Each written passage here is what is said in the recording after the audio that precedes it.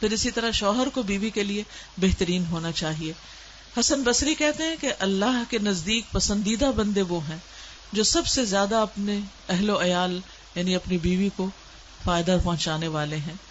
نبی صلی اللہ علیہ وسلم نے فرمایا ایمان کے لحاظ سے کامل مومن وہ ہے جو اخلاق میں سب سے اچھا ہے. یعنی اخلاق کے بغیر ایمان مکمل نہیں ہوتا. اور تم میں سے بہتر شخص وہ ہے جو اپنی بیویوں کے لیے بہتر ہے. بہتر وہ ہے جو بیویوں کے لیے بہتر ہو. عمرو بن العاص کہتے ہیں میں نے دریافت کیا یعنی نبی صلی اللہ علیہ وسلم سے ایک دفعہ پوچھا کہ آپ کو سب سے زیادہ محبت کس سے ہے؟ فرمایا عائشہ سے. اب آپ دیکھیے کہ علل اعلان صحابہ کی مجلس میں بیٹھ کر آپ بغیر ڈر کے کہتے ہیں مجھے سب سے زیادہ پیار اپنی بیوی سے. کیا آج کا کوئی مرد یہ کہہ سکتا ہے؟ ہو بھی تو بتاتے ہوئے شرماتے ڈرتے ہیں کہ اگر اماں کو پتہ چل گیا تو وہ اس کو اچھا نہیں لگے گا, بہنوں کو پتہ چل گیا تو وہ ناراض ہو جائیں گی, تو اس لیے اظہار ہی نہیں کرتے محبت کا. تو یاد رکھیے اچھے تعلقات کے لیے محبت کا اظہار کرنا ضروری ہے. آئی لو یو کہنا بعض اوقات انسان کے لیے بڑا مشکل ہو جاتا ہے اور بعض اوقات اتنا عام ہو جاتا ہے تو وہ میننگ فل ہی نہیں رہتا. تو اعتدال کے ساتھ وقتاً فوقتاً اپنی محبت کا اظہار کرتے رہنا چاہیے دونوں طرف سے. ابو ہریرہ کہتے ہیں کہ رسول اللہ صلی اللہ علیہ وسلم نے فرمایا کوئی مومن شخص کسی مومن عورت سے بغض نہ رکھے. اگر عورت کی ایک عادت ناپسند ہوگی تو کوئی دوسری عادت پسند ہوگی. یعنی مرد کو سکھایا گیا کہ بیوی سے نفرت مت کرو. اگر کوئی ایک چیز اچھی نہیں لگتی, مثلا اس کی نیند زیادہ ہے, بہت سوتی, تو ہو سکتا ہے کہ اس کا کوئی اور پہلو بہت اچھا ہو, تو ہر وقت اس پہ مت کھڑتے رہو کہ میں دفتر جاتا ہوں وہ سوئی ہوتی ہے, میں آتا ہوں وہ سو رہی ہوتی ہے. نہیں, اس کو بھول جاؤ, جو اس کی اور اچھی آتے ہیں ان پہ نظر رکھو تو دل خوش رہے گا. پھر اسی طرح شوہر جب بیوی پر خرچ کرتا ہے تو اس کو صدقے کا ثواب ملتا ہے. رسول اللہ صلی اللہ علیہ وسلم نے فرمایا جب آدمی اپنی بیوی کو پانی پلاتا ہے تو اسے اجر دیا جاتا ہے. یعنی اس پر بھی اللہ کے یہاں ریوارڈ ہے. لیکن عام طور پر بیویاں ہی پانی پلاتی ہیں, مرد نہیں پلاتے. تو اس میں صحابی ارباز بن ساریہ کہتے ہیں جب میں نے یہ حدیث سنی تو اٹھا اور اپنی بیوی کو پانی پلایا. یعنی جو میں نے سنا تھا فوراً ہی عمل کر لیا. پھر اسی طرح بیوی کی گھر کے کاموں میں بھی مدد کرنی چاہیے. عموماً مرد اس کو اپنی شان کے خلاف سمجھتے ہیں. تو حضرت عائشہ سے پوچھا گیا, اسود کہتے ہیں میں نے پوچھا کہ رسول اللہ صلی اللہ علیہ وسلم اپنے گھر میں کیا کرتے تھے؟ کہنے لگی آپ گھر کے کام کاج میں مصروف رہتے تھے. یعنی گھر آ کر گھر کے کام کرتے تھے اور جب نماز کا وقت ہوتا تو اٹھ کر چلے جاتے تھے. پھر اسی طرح بیوی کے شوق کا خیال رکھنا چاہیے. حضرت عائشہ کہتی ہیں میں گڑیوں کے ساتھ کھیلا کرتی تھی. میری سہیلیاں آ جاتی اور میرے ساتھ کھیل کود میں شریک ہوتی. جو ہی وہ حضور صلی اللہ علیہ وسلم کو آتے ہوئے دیکھتی تو چھپ جاتی. آپ انہیں پھر میرے پاس بھیج دیتے اور وہ میرے ساتھ کھیلنے لگتی. اسی طرح بیوی کی جائز فرمائش بھی پوری کرنی چاہیے. اس کا دل ہو کسی چیز کو تو اس کی خواہش, مثلا آئس کریم کھانے کا دل ہے یا کہیں آؤٹنگ کا یا کسی اکیلے ڈرائیو پہ جانے کا دل ہے تو اس کو لے جانا چاہیے. اس چھوٹی چھوٹی چیزوں سے محبتیں بڑھتی ہیں. جابر بن عبداللہ کہتے ہیں کہ رسول اللہ صلی اللہ علیہ وسلم نرم دل آدمی تھے. حضرت عائشہ جب بھی آپ سے کسی چیز کی فرمائش کرتی آپ ضرور پورا کر دیتے تھے. یعنی ان کا خیال رکھا کرتے تھے. پھر آپ ان کے پکائے ہوئے کھانے میں عیب نہیں نکالتے تھے. اگر پسند ہوتا تو کھا لیتے, پسند نہ آتا تو چھوڑ دیتے. کتنی بڑی بات ہے. اکثر گھروں میں لڑائی کس بات پہ ہوتی ہے؟ کھانا ٹھیک نہیں پکا. اور بعض شوہر تو پلیٹیں اٹھا کے پھینک دیتے ہیں, برتن توڑ دیتے ہیں اور اس سے بچے بھی سہم جاتے ہیں اور گھر میں ایک میدان جنگ کا نقشہ آ جاتا ہے. تو ان چیزوں سے بھی پرہیز کرنا چاہیے. پھر اسی طرح ساس ماں کے ساتھ محبت کا رشتہ ہونا چاہیے کیونکہ مومن کے ساتھ ایک جسم کی طرح. تو ساس امی جو ہوتی ہیں وہ بھی اپنی امی کی طرح ہوتی ہیں. انہوں نے آپ کے شوہر کو جنم دیا, دعائیں مانگ مانگ کے, تکلیفیں اٹھا کے, سارے بچپن اور ٹین ایج اور سارے مرحلے گزار کے کامیاب انسان بنایا. اب اس عورت کا حق ہے اس بچے پر کہ وہ اس کی آنکھوں کی ٹھنڈک ہو. شوہر کو ماں سے جدا نہ کیجیے کیونکہ یہ رشتہ ایسا ہے جدا ہو نہیں سکتا. اگر آپ کوئی بھی چال چلیں گے کہ ماں سے جدا کر دیں تو وہ کامیاب نہیں ہوگی. اس سے شوہر کے ساتھ دوری آتی جائے گی. اس لیے اس سے بچنا چاہیے. انسان کی خوشی اس میں ہے کہ خاندان کو بھی خوش رکھا جائے, ساتھ لے کے چلا جائے. رسول اللہ صلی اللہ علیہ وسلم نے فرمایا مومن محبت کرتا ہے اور اس سے محبت کی جاتی ہے, اور اس بندے میں کوئی خیر نہیں جو محبت نہیں کرتا, اور نہ ہی اس سے محبت کی جاتی. اور لوگوں میں سب سے بہترین وہ ہے جو لوگوں کو سب سے زیادہ فائدہ پہنچانے والا ہو. تو یہ فائدے صرف گھر سے باہر نہیں پہنچانے, یہ گھر کے اندر فائدے پہنچانے ہیں. یعنی اپنی ساس امی کی عزت کرنا, ان کی خدمت کرنا، ان کی تکلیف، ان کی مدد، ان کے بڑھاپے کا خیال کرنا، ان کے ساتھ اپنی ماں جیسا سلوک کرنے کی کوشش کرنا، یہ ساری چیزیں ضروری ہیں، تب گھروں میں خوشیاں پیدا ہوتی ہیں. اور اگر ماں کی کوئی بات بری بھی لگے تو شوہر سے نہیں شکایت کرے، کیونکہ وہ اس کی ماں ہے، وہ نہیں سن پائے گا، اس کا نقصان کیا ہوگا، وہ آپ سے دور ہو جائے گا. تو اس لیے اگر مشورہ کرنا ہو تو کسی اور سے کر لیں، شوہر کو مت بتائیں کہ آپ کی اماں اچھی نہیں. پھر اسی طرح آپ صلی اللہ علیہ وسلم نے اس چیز سے بھی منع کیا کہ کوئی کسی کی برائی کرے، غیبت کرے. آپ نے فرمایا ایک مسلمان دوسرے مسلمان پر حرام ہے، اس کا خون، اس کا مال، اس کی عزت و آبرو. یہ صرف باہر والوں کے نہیں، گھر والوں کی بھی حرام ہے. تو اس لیے ان کی غیبت کرنا، ان کی برائیوں کو اچھالتے رہنا، یہ درست نہیں. اسی طرح ساس امی کا کام ہے کہ وہ آنے والی بہو پر شفقت اور محبت کرے اور اپنی بیٹیوں کی طرح اس کو مارجن دے اور اسی طرح کا معاملہ کرے. اگر دل نہ بھی راضی ہو تو بھی ان محبتوں کو یاد کر کے جو اپنی بیٹیوں سے تھی وہی معاملہ اور سلوک کرنے کی کوشش کرے. رسول اللہ صلی اللہ علیہ وسلم نے فرمایا وہ ہم میں سے نہیں جو چھوٹوں پہ شفقت نہ کرے اور بڑوں کا حق نہ پہچانے. پھر اسی طرح اگر داماد ہو تو اس کے ساتھ بھی اچھا سلوک رکھنا چاہیے. اگر آپ کی بیٹی کو کسی قسم کی کوئی تکلیف بھی ہو پھر بھی داماد پہ ظاہر نہ کرے کہ ہمیں پتا ہے کہ تم میری بیٹی کے ساتھ اچھے نہیں. کیونکہ اگر وہ ایک دفعہ ٹرسٹ ختم ہو گیا، وہ ایک دفعہ آپ کے سامنے بے عزت ہو گیا، تو پھر نہ وہ آپ کی عزت کرے گا، نہ اس کی اپنی کوئی سیلف اسٹیم رہے گی اور معاملات خراب ہوتے چلے جائیں گے. اول تو بچیوں کو ہر چھوٹی بڑی بات جا کے ماں باپ سے شیئر نہیں کرنی چاہیے، کیونکہ سینٹیمنٹل رشتہ ہوتا ہے، وہ اسے برداشت نہیں کر سکتے. لیکن اگر کوئی بات ایسی ہو بھی تو داماد پہ ظاہر نہیں کرنا چاہیے. نبی صلی اللہ علیہ وسلم نے اپنے داماد ابو العاص کی بہت تعریف کی بہت موقعوں پر.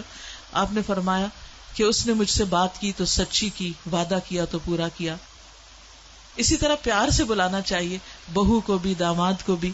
حضور صلی اللہ علیہ وسلم ایک دفعہ حضرت فاطمہ کے گھر تشریف لے گئے تو حضرت علی نہیں تھا. آپ نے پوچھا علی کہاں ہے، تمہارے چچا زاد کہاں ہے؟ کہا کہ وہ مجھ سے کچھ خفا ہو گئے تھے تو مسجد میں چلے گئے. جب آپ وہاں تشریف لے گئے تو وہ وہاں سو رہے تھے. حضور صلی اللہ علیہ وسلم نے یہ نہیں کہا کہ تم نے میری بیٹی کو کیوں تکلیف دی. انہوں نے پیار سے ان کو ابو تراب کہا، ان کے جسم سے مٹی جھاڑی اور ان سے بات کی. یعنی چاہے بیٹی ناراض بھی تھی شوہر سے لیکن داماد کے ساتھ اپنا سلوک ویسا ہی اچھا رکھا.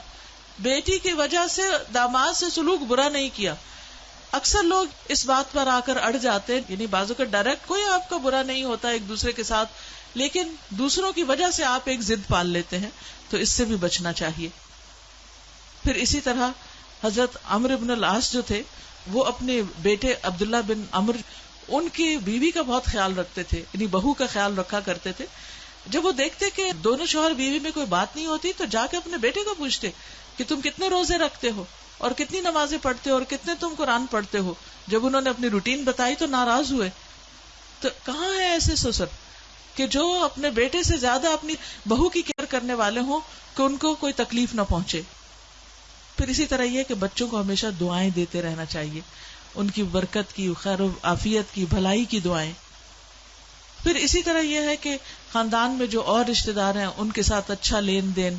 نندے ہیں اگر گھر میں تو ان کی کیئر، ان کی تربیت. حضرت جابر نے شادی کی جبکہ ان کی 8-9 بہنیں تھیں. ان کے والد شہید ہو گئے تھے اور ان کے شاید والدہ بھی نہیں تھی، تو وہ ان کے گھر میں کوئی ایسا نہیں تھا کہ جو ان کی بہنوں کو لک آفٹر کر سکے. تو انہوں نے ایک بڑی عمر کی عورت سے شادی کر لی، حالانکہ خود ینگ تھے. تو نبی صلی اللہ علیہ وسلم نے کہا کہ تم نے کسی چھوٹی لڑکی سے شادی کیوں نہیں کی؟ تو کہنے لگے کہ میں یہ چاہتا تھا کہ کوئی ایسی ہو جن کی نگرانی کرے، انہیں سلیقہ سکھائے. تو چھوٹی نندوں کو اپنی چھوٹی بہنیں سمجھ کر ان کے ساتھ بھی اچھا معاملہ کرنا چاہیے اور پھر ان کے ساتھ تعلقات کو خراب نہیں کرنا چاہیے.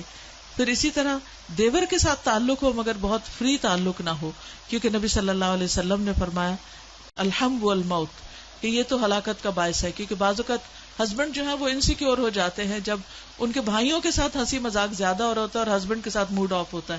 تو اس تعلق میں بہت احتیاط کی ضرورت ہے. پھر یہ کہ گھر میں ایک محبت اور خوشی کا عمومی طور پر ماحول ہونا چاہیے، آپس میں بھائی بھائی بن کے رہنا چاہیے. رسول اللہ صلی اللہ علیہ وسلم نے فرمایا ایک مومن دوسرے مومن کا آئینہ ہے، ایک دوسرے کے بھائی ہیں، ان کے سامان کی حفاظت کرتے اور ان کی غیر موجودگی میں ان کا دفاع کرتے ہیں.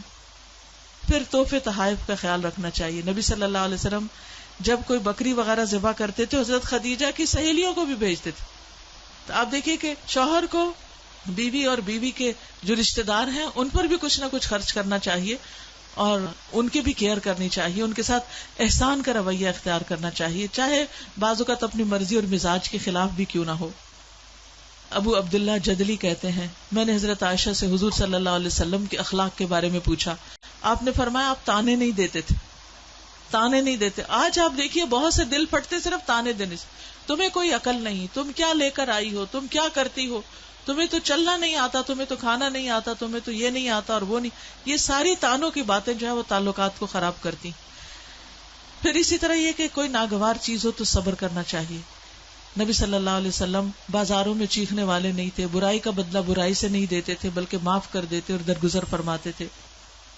آپ صلی اللہ علیہ وسلم نے یہ بھی فرمایا کہ وہ مومن بہتر ہے جو اذیتوں پر صبر کرتا ہے اور پھر بھی مل جل کے رہتا ہے، اور اجر کے لحاظ سے یہ ان سے بہتر ہے جو دوسروں سے مل جل کے نہیں رہتا اور ان کی اذیتوں پر صبر نہیں کرتا۔ یعنی یہ نہیں کرنا چاہیے کہ خاندان میں کوئی سب لوگ جمع ہو رہے ہیں تو انسان کہ نہیں میرا موڈ نہیں ہے اور میں تو نہیں کسی سے ملوں گی، یہ چھوٹی چھوٹی باتوں پر ملنا جلنا چھوڑ دیا جائے۔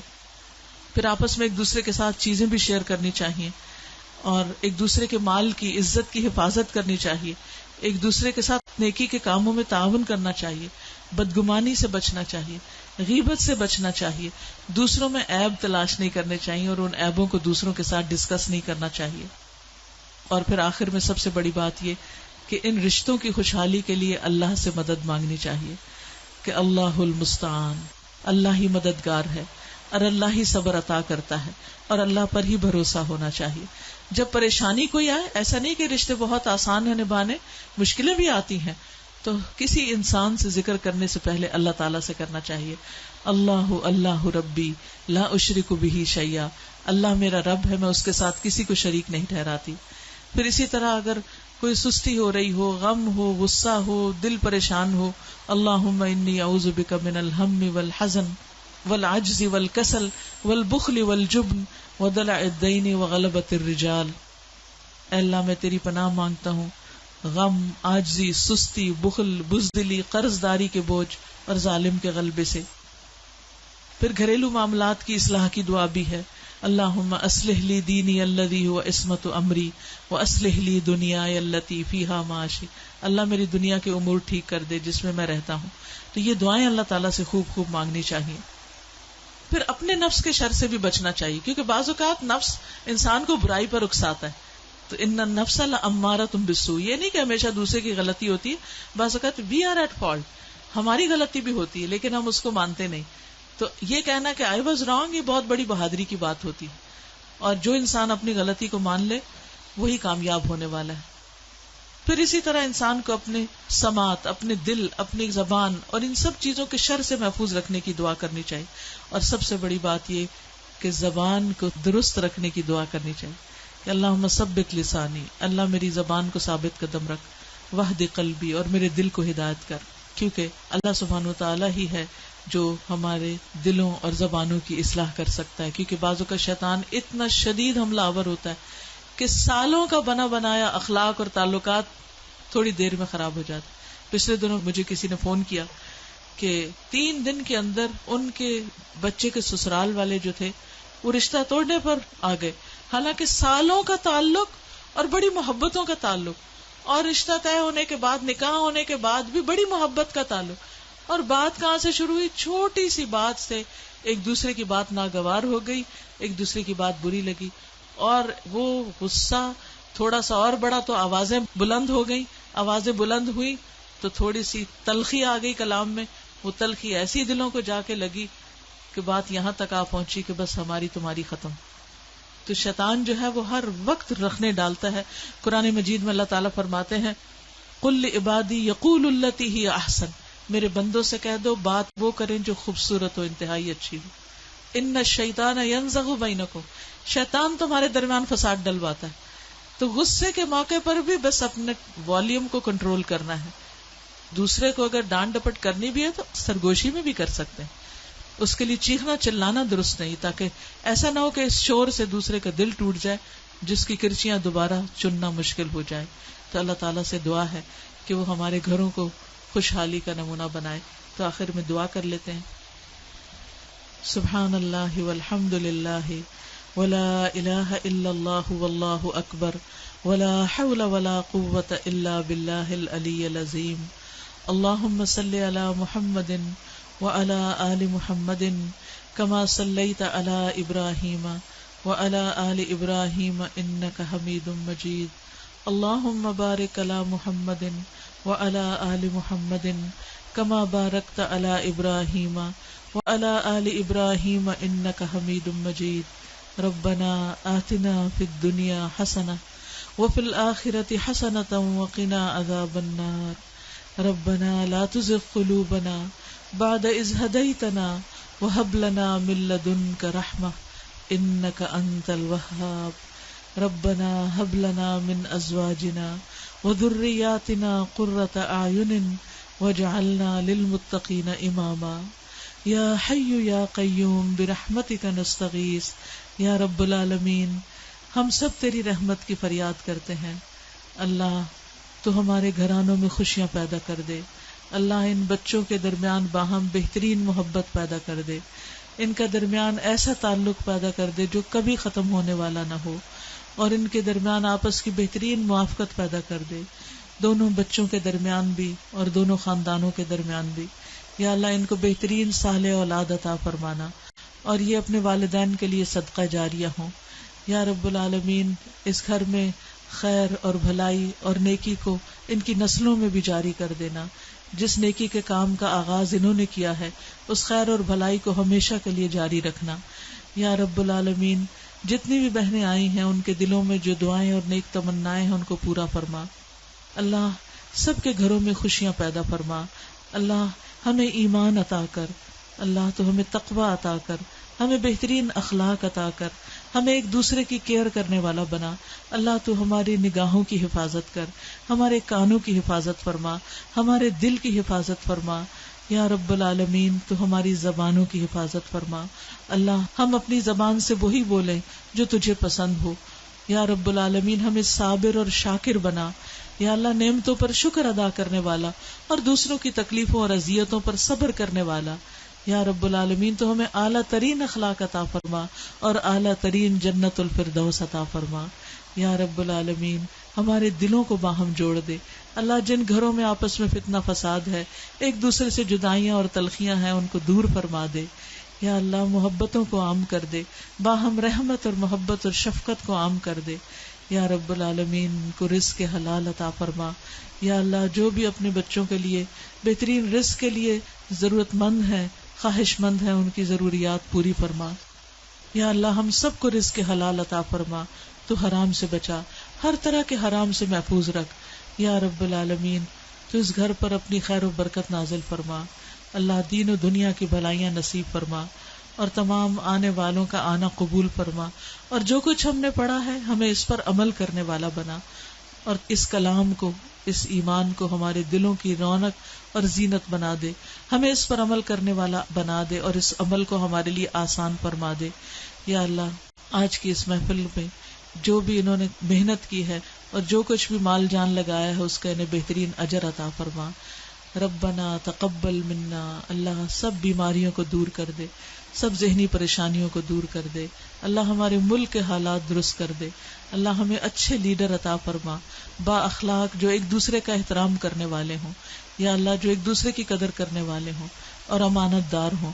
یا رب العالمین تو ہم سب کو ان بحرانوں سے نکال اور ترقی کی راہ پہ گامزن فرما. اللہ دنیا میں جہاں کئی مسلمان پریشان ہیں ان کی پریشانی دور فرما. جہاں جہاں لوگوں پر آفات ٹوٹی پڑ رہی ہیں اللہ ان کی مدد فرما، اور ہم سب کو ہمیشہ اپنی عافیت میں رکھ. ہمارے جسم و جان، روح، ایمان، دین کو اپنی عافیت اور اپنی حفاظت میں رکھ. ربنا تقبل منا، ربنا تقبل منا انك انت السميع العليم وتب علينا انك انت التواب الرحيم. وصلى الله تعالى على خير خلقه محمد وعلى آله واصحابه واهل بيته اجمعين برحمتك يا ارحم الراحمين. الہی آمین. سبحانك اللهم وبحمدك اشهد ان لا اله الا انت استغفرك واتوب اليك. السلام علیکم ورحمۃ اللہ وبرکاتہ. ایصال ثواب جو ہوتا ہے کہ اگر ہم یہاں سے کسی کو بخشنا چاہیں تو اس کا جو جوڑا ہوگا وہ ایصال گناہ ہوگا. آف کورس اگر ایصال ثواب ہے تو کیا ایصال ثواب کا کوئی کانسیپٹ ہے ریئلی؟ ایصال ثواب کا مطلب ہوتا ہے کہ کوئی کام کر کے دوسرے کو ثواب دینا.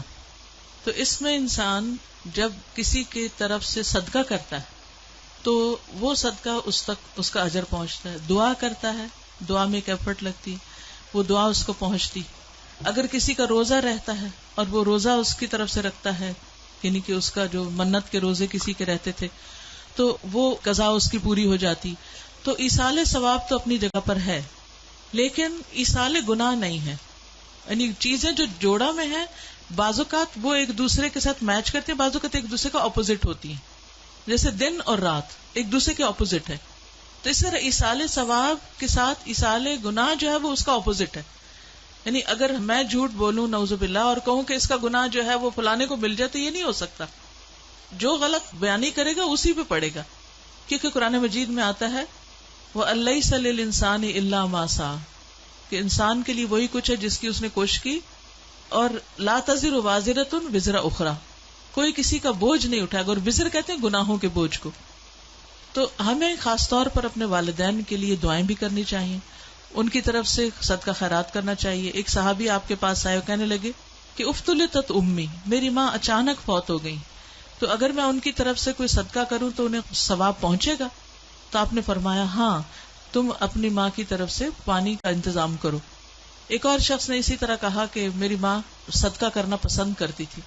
تو میت کی طرف سے چاہے والدین ہوں یا بہن بھائی ہوں یا ہسبینڈ ہوں, اگر ان کی طرف سے آپ صدقہ کرنا چاہیں, کوئی کنواں کھدوانا چاہیں یا کوئی اور کسی کی تعلیم کا بندوبست کرنا چاہیں, تو یہ سب چیزیں انشاءاللہ ثواب جاریہ ہوں گی. جب ہم تقویٰ کہتے ہیں تو جو عام پبلک ہوتی ہے ان کو تقویٰ سمجھ نہیں آتا کہ تقویٰ ہے کیا. اس کو تھوڑا سا اور واضح کر دیجئے تو بڑی مہربانی ہوگی. دوسرا سوال یہ ہے کہ جب ہم لوگ کہتے ہیں کہ جیسے وہ بستر جھاڑ دو کیونکہ شیطان سوتا ہے, پانی ڈھانپ دو کہ شیطان پیتا ہے یا شیطان اس میں تھوکتا ہے, تو اس طرح سے ہوتا ہے کہ لوگ جانماز یوزلی کونا لپیٹ دیتے ہیں. اس کی حقیقت کیا ہے کہ وہ لپیٹنا چاہیے یا نہیں لپیٹنا چاہیے؟ پہلی بات تو تقویٰ, میں جہاں تقویٰ بولتی تھی وہاں اللہ کا ڈر کا لفظ بھی ساتھ ساتھ بولتی رہی ہوں, کیونکہ تقویٰ کا لفظی مطلب ہوتا ہے بچنا, اللہ کے ڈر سے گناہوں سے بچنا. یعنی جب کوئی اور نہ دیکھ رہا ہو ہمیں تو بھی کوئی غلط کام نہیں کرنا کیونکہ اللہ دیکھ رہا ہے. اس احساس کا دل میں ہونا, تو یہ ایک شعور کے کانشیس لیول پر اللہ تعالیٰ کو یاد رکھتے ہوئے اچھے کام کرنا. اسی طرح صرف گناہوں سے نہیں بچنا بلکہ بری نیت سے بھی بچنا. کہ مثلاً اگر ہم کوئی نیکی کا کام کرنے لگے تو لوگوں کی خاطر نہیں کرنا کہ لوگوں کو خوش کر دیں تاکہ لوگ ہمیں سخی کہیں, اس لیے صدقہ کرنا, یا نماز لمبی اس لیے پڑھنا کہ کوئی کہے کتنا نیک ہے یہ شخص اور کتنی لمبی لمبی نمازیں پڑھتے. تو یہ نہیں ہے. یعنی کہ نیت کی درستگی جو ہے اس میں بھی جب انسان کانشیس ہو کے کام کرتا ہے کہ نہیں میں یہ اللہ کے لیے کر رہا ہوں, تو یہ بھی تقویٰ کہلاتا ہے. دوسری بات انہوں نے جو کی کہ پانی کو ڈھکنا کہ شیطان تھوکتا ہے, تو اس کی کوئی حقیقت نہیں. پانی کو اس لیے ڈھکنا چاہیے کیونکہ نبی صلی اللہ علیہ وسلم نے رات کے وقت خاص طور پر سوتے وقت, یعنی دن کو تو ہمیں نہیں ملتا کہ کوئی پانی پی کے رکھے تو لازم اسی وقت ڈھک دے, گلاس کھلا بھی رہ جائے تو کوئی حرج نہیں, لیکن رات کو حدیث میں آتا ہے سال میں ایک رات ایسی ہوتی ہے کہ جس میں بلائیں نازل ہوتی, آفات اترتی, جیسے بیماریاں اترتی ہیں, آپ یوں دوسرے لفظوں میں کہیے, تو وہ جو کھلے برتن ہوتے ہیں ان کے اندر آ جاتی ہیں. جب وہ کہتے ہیں نا فلاں وائرس پھیل گیا, تو کبھی کسی نے سوچا وہ پہلے کہاں سے آیا تھا, وہ زمین سے نکلا یا آسمان سے اترا, وہ کہاں سے آیا؟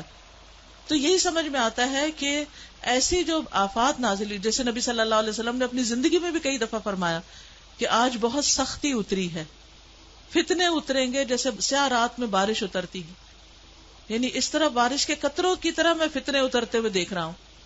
تو آسمان سے رحمتیں بھی نازل ہوتی ہیں اور آسمان سے فتنے اور بعض ایسی چیزیں بھی آتی ہیں جو انسانوں کے لیے آزمائش امتحان کا باعث ہوتی ہیں.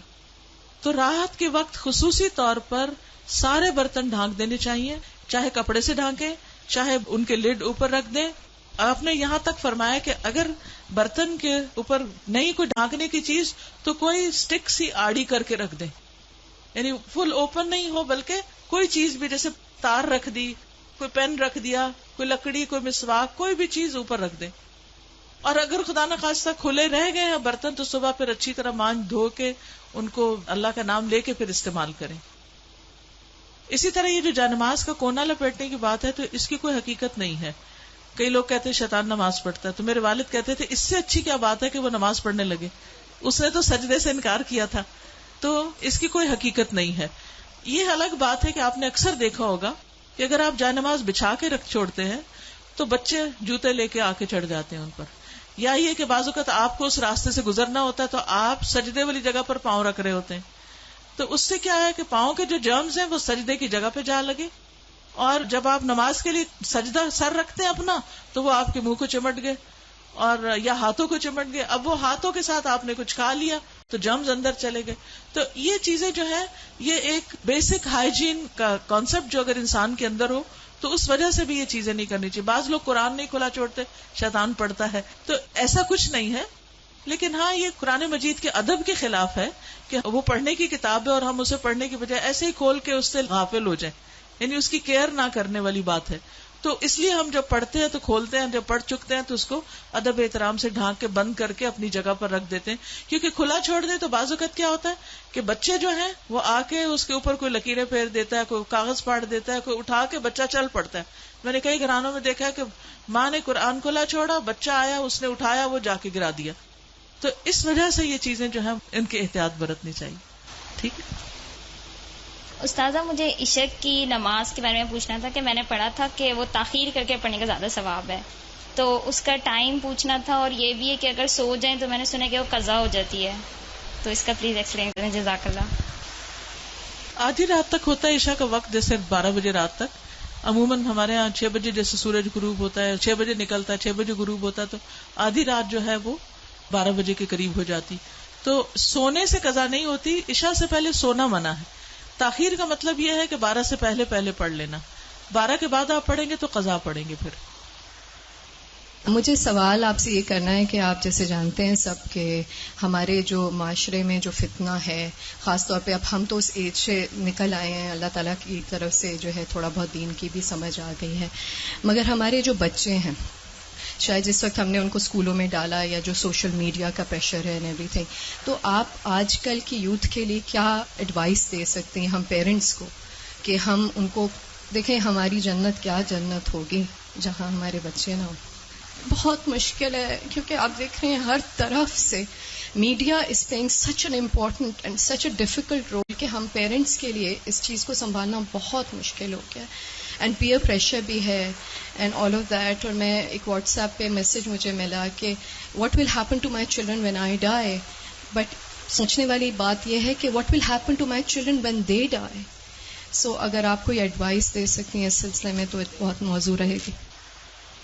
انہوں نے دکھتی رگ پہ ہاتھ رکھ دیا ہے اور بہت ہی اہم سوال ہے یہ، اور بہت ہی اچھی طرح انہوں نے اپنا سوال پیش کیا ہے. حقیقت یہ ہے کہ یہ ہر گھر کا مسئلہ ہے، چاہے کوئی دیندار گھرانہ ہے، ریلیجس فیملی ہے یا ریلیجس نہیں ہے، یہ مسئلہ ہر جگہ ہے، پڑھے لکھے ہیں یا ان پڑھ ہیں. آئندہ جنریشنز بہت بڑے فتنے میں ہیں، فتنہ ہر ہاتھ میں ہے، ہر ہتھیلی پر ہے، اور وہ بڑھتا ہی چلا جا رہا ہے، فیسلٹیز بڑھتی ہی چلی جا رہی، اور پوری دنیا ان کے سامنے ایکسپوز ہو چکی ہے. یعنی آپ کس کس چیز سے ان کو بچا سکتے ہیں، کس کس چیز سے چھپا سکتے ہیں، کس کس چیز سے روک سکتے ہیں. صرف ایک ہی حل ہے اور وہ روک اندر ہو، اور وہی تقوی والی بات ہے کہ جب تک ان کے اندر خود اللہ کا ڈر نہیں آتا، آخرت کی فکر نہیں آتی، اس وقت تک کوئی باہر کی چیز اب ڈھکی چھپی رہ نہیں گئی کہ جس سے آپ کسی بھی طریقے سے ان کو بچائیں گے. پہلے یہ ہوتا تھا کہ فتنے محدود جگہوں پر ہوتے تھے، اچھی فیملیز جو ہوتی تھی اپنے بچوں کو وہاں تک جانے نہیں دیتے تھے، ان کو پروٹیکٹ کرتے تھے. لیکن اب وہ ایک ایک گھر کے اندر آ چکا ہے، اب آپ کہاں سے بچا سکتے؟ آپ سو رہے ہیں، آپ کو نہیں پتا آپ کے بچے اپنی رضائی کے اندر کیا دیکھ رہے ہیں، کیا کر رہے ہیں، کیا سن رہے ہیں، کہ کانوں کے اندر کچھ لگا ہوا ہے، کچھ دیکھ رہے ہیں. اور پہلے تو کہیں کسی خالی جگہ پہ جا کے چھپنے کی ضرورت تھی، تو اب تو گھر کے اندر بھی ہر جگہ چھپنے کی جگہ ہے، کیونکہ جس اسکرین پر وہ سب کچھ دیکھ رہے ہیں وہ ان کے ہاتھوں کے اندر آ چکی. تو اس کو چھڑانا بہت ہی مشکل کام ہے. اس کے لیے جو پرسنل میرا ایکسپیرینس ہے وہ دو چیزیں. ایک تو یہ کہ ہم اسکولوں سے تو جو اسکول ہیں انہی میں ہی جائیں گے، اور جو باہر معاشرہ ہے اور جو کچھ ہو رہا ہے وہ سب وہ کریں گے، اس سے کاٹ تو نہیں سکتے. میں نے سب سے زیادہ جو دعائیں مانگی ہیں، رو رو کے مانگی ہیں، سجدوں میں پڑھ پڑھ کے مانگی ہیں، وہ اسی کے لیے مانگی ہے کہ اللہ میرے بچوں کو ایمان دے.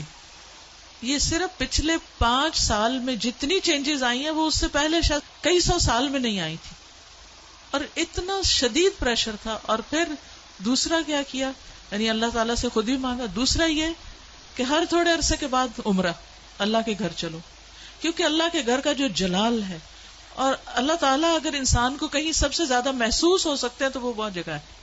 یعنی ہمارے ملک میں، ہمارے گھروں میں، ہمارے ماحول میں وہ فیلنگ نہیں آتی جو وہاں جا کر آتی. تو الحمدللہ ان عمروں نے، اللہ کے گھر کی زیارت نے دل کے اندر تھوڑی سی جگہ بنائی اللہ کو پہچاننے کی، کیونکہ جب تک اللہ کو بچے پہچانتے نہیں، اس کی عظمت کو محسوس نہیں کرتے، وہ اللہ سے ڈر نہیں سکتے، اور اللہ کا حیا اور اللہ کا خوف دل میں نہیں آ سکتا، وہ تقویٰ نہیں آتا دل میں. تو اس سے یہ ہے کہ وہ ایسی جگہ ہے جہاں اللہ ماشاءاللہ سب کو جا کر یقین ضرور آتا کہ کوئی ہے ایک جس نے یہ سب کچھ بنایا. پھر اس کے بعد یہ ہے کہ قرآن کا علم، میں نے جسے کہتے ہیں کہ سب سے زیادہ تکلیف دہ مرحلہ گزارا کہ جب میں نے اپنے بیٹے کو قرآن پڑھایا. بیٹیوں کو پڑھانا مشکل نہیں تھا کیونکہ کلاسز ہو رہی ہیں، وہ آ کے بیٹھ رہی ہیں، سن رہی ہیں، اچھی دوستیں مل گئی ہیں، اچھا ماحول مل گیا، کوئی مسئلہ نہیں. تھوڑا بہت شروع میں ہوا کہ ان کو اس طرف لانے میں، لیکن جب آ گئے تو پھر ذمہ داری ختم. لیکن بیٹے کے لیے نہ کوئی ماحول تھا اور نہ ہی کوئی ایسی چیز تھی، تو پھر میں نے یہ ٹھان لی کہ کچھ بھی ہو مجھے اس کو پڑھانا ہے. وہ ایج ایسی تھی کہ جس میں کچھ نہ کچھ وہ سننے کے قابل تھا، ورنہ وہ ایج بھی گزر جاتی ہے تو پھر بچے اتنا بھی نہیں سنتے. اور میں نے اپنی ساری مصروفیات کو سیکنڈری کر کے، حالانکہ میں انتہا درجے کی مصروف، گھر کی بھی ذمہ داریاں، باہر کی بھی، لیکن میں نے اس کو اپنی پرائرٹی نمبر 1 سمجھا کہ یہی بات جنہوں نے کی ہے کہ جب وہ مر جائیں گے تو پھر ان کا کیا بنے گا. یعنی ہمارے مرنے کے بعد تو جو ہوگا سو ہوگا، ان کے مرنے کے بعد ان کی قبروں کا کیا حال ہوگا اور ان کی آخرت کا کیا ہوگا. تو اللہ سبحانہ وتعالیٰ نے قرآن مجید میں فرمایا قوا انفسکم واہلیکم نارا، اپنے آپ کو اور اپنے گھر والوں کو آگ سے بچاؤ. ایمان والوں کو خطاب ہے کہ اے ایمان والوں اپنے بچوں کو آگ سے بچاؤ.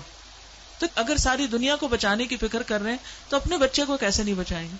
تو پھر میں نے اس کے ٹائم کے مطابق جب اس کا موڈ بنے، لیکن روز کی شرط رکھی تھی کہ ہر روز پڑھیں گے تھوڑا تھوڑا، 2 آیتیں 4 آیتیں، 1 رکوع 2 رکوع 1 رب، اور اس طرح کر کر کے میں نے پورا قرآن اس کے ساتھ پڑھا کہ مجھ سے نہیں ڈرے، اللہ سے ڈرے. میری خاطر نماز نہیں پڑھے، اللہ کی خاطر پڑھے. میری وجہ سے کچھ مت چھپائے جو دیکھ رہا ہے، اللہ سے ڈر کے چھپائے. تو یہ کسی حد تک فائدہ مند ہوا. یہی ماؤں سے کہوں گی کہ ساری مصروفیات اپنی جگہ ہیں، لیکن بچے آپ کی پرائرٹی نمبر 1 ہونے چاہیے. ان کے لیے کھپ جائیں دعائیں مانگ مانگ کے بھی، اور اس کے ساتھ ساتھ ایک دفعہ کم از کم قرآن سے ضرور گزر جائیں، کیونکہ جب وہ قرآن سے گزر جائیں گے پھر ایٹ لیسٹ آپ کی رسپانسبلٹی نہیں رہے گی. اللہ ان کی سب خیر کرے، لیکن اگر خدا نہ خواستہ ان کے اندر کوئی بگاڑ آتا تو آپ کی پکڑ نہیں ہوگی. لیکن اگر آپ نے کوشش نہیں کی، محنت نہیں کی، تو آپ کی بھی ساتھ پکڑ ہے. صرف آپ کی نمازیں پھر کام نہیں آئیں گی. تو اس لیے ہم میں سے ہر ماں کو سنجیدہ ہونے کی ضرورت ہے. چاہے رونا پڑے، منتیں کرنی پڑے، بھوک کاٹنی پڑے، کچھ کرنا پڑے، لیکن پکڑ کے بیٹھے، خود بیٹھے. یہ مولویوں پہ نہ چھوڑیں کہ کوئی اور آ کے لیکچر دے گا تو وہ سن لیں گے، اس کو بتا دیں گے، ابا کو بتا دیا، چچا کو بتا دیا، اس کو ماموں کو بتا دیا. ٹھیک ہے وہ بھی کچھ ہیلپ کرتے ہیں، لیکن سب سے زیادہ آپ کو خود کرنا ہوگا، اور اس کے لیے آپ کو خود پڑھنا ہوگا، اس کے لیے آپ کو خود سیکھنا ہوگا. خود سیکھنا شروع کریں اور اپنے بچے کے ساتھ بیٹھ کر خود. پھر یہ کہ بعض اوقات بچے ہم سے سننا نہیں چاہتے، آپ ان سے کہیں آپ ہمیں پڑھ کے سنائیں. بس اس بات کا اگر یقین ہے ان کو کہ یہ قرآن اللہ کی کتاب ہے، تو پھر ان کے اندر یہ ڈالنے کی ضرورت ہے کہ اللہ تعالیٰ نے کیا فرمایا ہے. وہ آپ کو بھی پتا ہونا چاہیے اور وہ ان کو بھی پتا ہونا چاہیے. اللہ تعالیٰ ہماری مدد فرمائے. آپ نے اتنی اچھی باتیں کی، اتنی اچھی ہم سب ینگسٹرز کو خاص طور پہ ایڈوائز دی کہ ہم سب ایسی بیویاں بنیں جو کہ اپنے ہسبینڈز کے لیے سکون کا باعث بنیں. لیکن انفارچونیٹلی کئی دفعہ ان کو جن چیزوں سے سکون حاصل ہوتا ہے اس میں ہمارا ایمان کچھ جانے کا ڈر ہوتا ہے. تو اس میں آپ کی کیا ایڈوائز ہے کہ ہم اس کو اپنا ایک جہاد سمجھ کے اور کوشش کیے جائیں، یا پھر ایک پوائنٹ پہ آ کے اپنے ایمان کو بچانے کی خاطر کچھ سٹیپ لیں، یا کچھ آپ اس کے بارے میں کیا کہتی ہیں؟ پھر وہی بات ہے کہ جب اویئرنیس آپ کو آ گئی ان کو نہیں، تو مسئلہ وہی ہے کہ آپ کو زیادہ جدوجہد کرنی پڑ رہی ہے. لیکن جلدی ہار نہیں مانے، کوشش جاری رکھیں اور نا امید نہیں ہو. انشاءاللہ اللہ سبحانہ وتعالی ان کے دلوں کو بھی ضرور نرم کرے گا. پھر بات وہی آ جاتی ہے کہ ہمارا ڈر، ہمارا پریشر، ہماری بات وہ اہمیت نہیں رکھتی جو اللہ سبحانہ وتعالی کی. تو احسن طریقے سے ان کے اندر بھی وہی چیز لانے کی کوشش کریں جو آپ کو لائے اس بات پر کہ آپ اللہ کی حدود کو پہچانیں. تو پھر دعا، محبت اور کبھی کبھار سوال اور آخرت کی فکر وقتاً فوقتاً، یعنی بہت زیادہ سر پہ سوار نہیں ہو، لیکن یہ کہ حکمت کے ساتھ. میں سمجھتی ہوں کہ عورت کو بہت اللہ نے طریقے سکھایا ہسبینڈ کو قائل کرنے کے. تو کامیاب عورتیں وہی ہوتی ہیں جو شوہروں سے بہت کچھ منوا لیتی ہیں. اگر دنیا کی بہت سی چیزیں منوا سکتے ہیں تو دین کی بھی منوا سکتے ہیں، بس طریقہ سیکھیں. اوکے، آپ سب کی صبر کا، پیشنس کا بہت شکریہ. جزاکم اللہ خیرا. السلام علیکم ورحمۃ اللہ وبرکاتہ.